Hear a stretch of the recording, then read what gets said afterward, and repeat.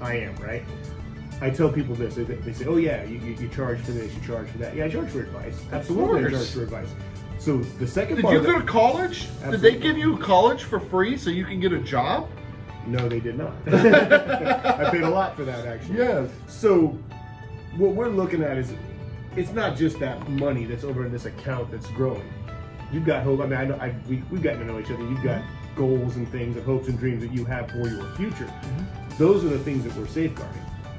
I want to go do whatever it is I want to do. I want to make sure my kids go to school. I want to make sure that they have some money when I die. Are you familiar with trusts and stuff? Oh yeah.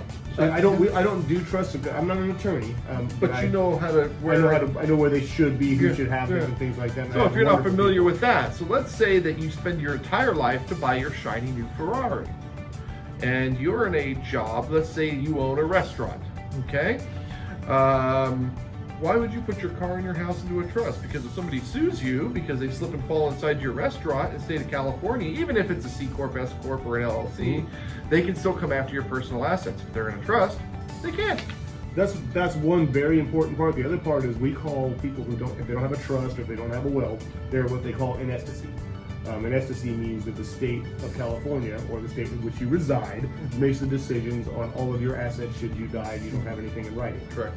So that means if you would like Governor Newsom to decide where your money goes. We said no politics. I didn't say anything about the guy. I just said he was the state, kind of as a representative. But let's look at some past things and see if that's who you want making decisions. Or would you like to make your own decisions? Right? I would like to make my own decisions. By having that simple piece of paper, whether that's a will or whether that's a trust, that stops those sort of people from making decisions for you. I don't want anybody making decisions for me. No.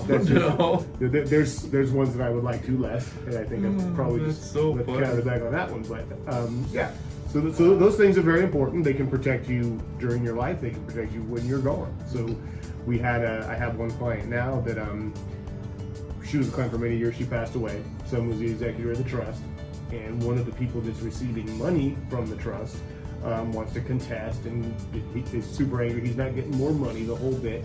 It's too bad. The trust is ironclad. Yeah. First of all, that's just a morally depraved thing to do. I know. I mean, you're getting money, be happy. I know. And the thing that happened with her is that what he's not understanding is that whatever she did while she was alive, he's not entitled to the information. He's only entitled to the information the day she passed away. Right. So there's things like that. If that was not in a trust, they would be in court, spending all kinds of money and things like that. Years. And this is part of a financial plan. We want to. Well, the other piece of it is let's say that you have a net worth of 1.5 million, okay, which is a lot, but not a lot, depending on how you look at it, okay. And you have 3 kids, so essentially you've got boy, my math is like toast today. 500,000 each. Yeah, I was gonna say 5 1/4. Maybe 5 1/4. Yeah.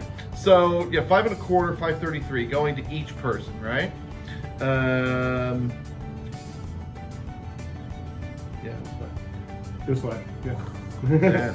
I'm getting tired. It's even numbers. You know how many of these I've done today?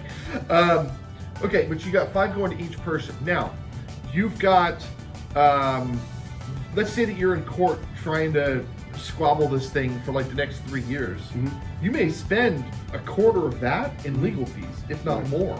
Well, not only that. When you're talking about a probate process, probate's going to take a big, huge chunk of that money, where you can completely avoid that by having your money in a trust. So not everybody needs a trust. Again, no advice given here. But okay, so let's not talk about trust. Let's talk about if they don't have a trust and they've got their money into IRAs, 401ks, and so forth. They've got 1.5 million. There's 3 kids. How can people protect themselves, and how do they get to that 1.5 million? How does that work? Well, the thing is, if you're in an IRA or a 401k, those sort of things, we're allowed to establish a beneficiary. That's considered a pass-through. So you can't. Probate is not going to be a problem in that situation. We don't put things like IRAs in trust. All it does is make estate planners more money if they're trying to do that to you, right? The way we get to money is we have to really look at it and say, okay, how do I want to live my life when I retire? How do I want to live my life now? Now, if we save money, and we come back to inflation, if we look at, let's talk statistics for a minute. They're talking 50% of the kids born today are going to live to be 100 years old. You've got retirement age at 62 and a half. They're already talking about killing out Social Security. If you retire at 65, and you live to be 100, you have 35 years that you have to live off of that retirement.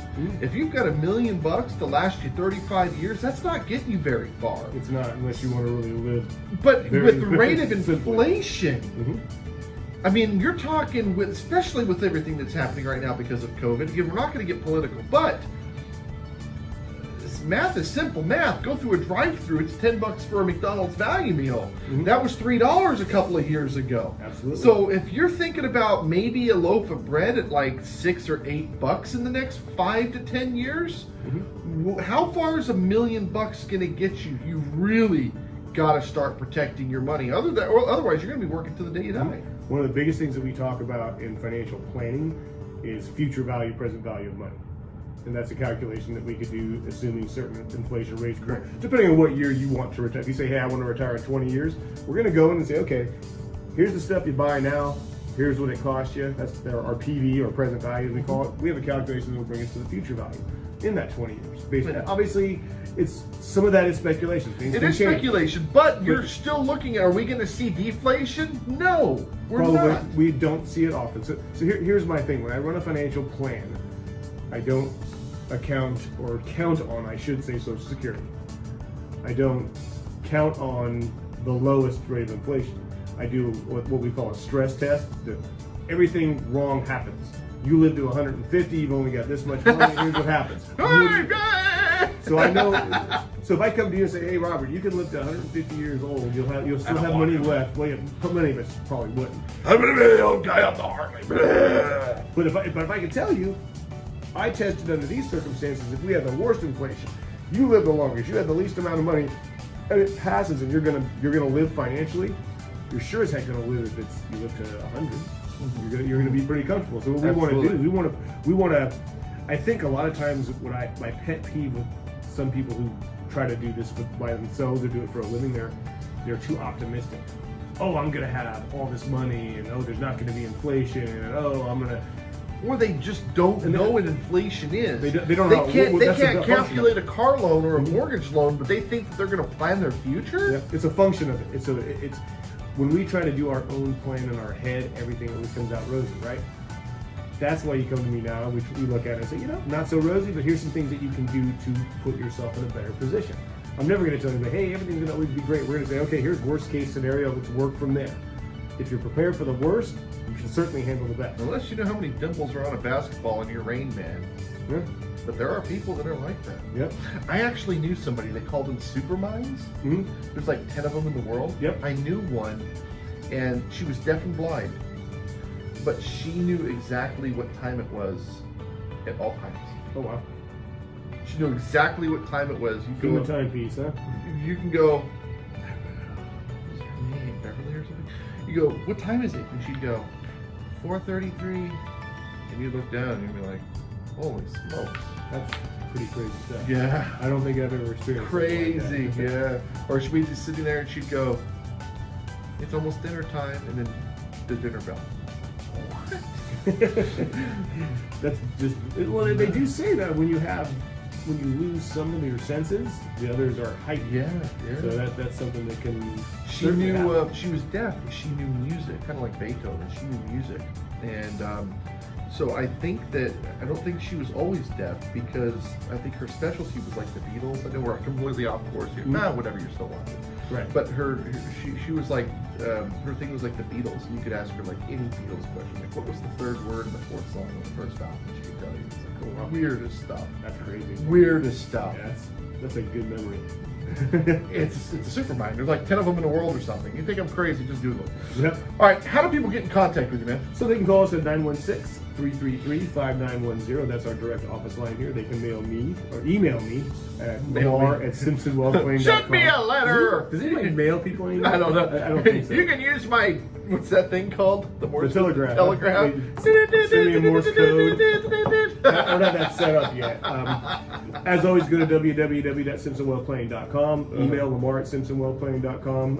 Phone number is always the best, 916-333-5910. Always have time to talk to you, and we'll get together in person. The first time we meet together, we're not charging you to get together for that first initial meeting. We're just going to determine whether we're a fit for each other. Absolutely. Hey, thank you guys so much for watching. We'll see you next time. Bye-bye.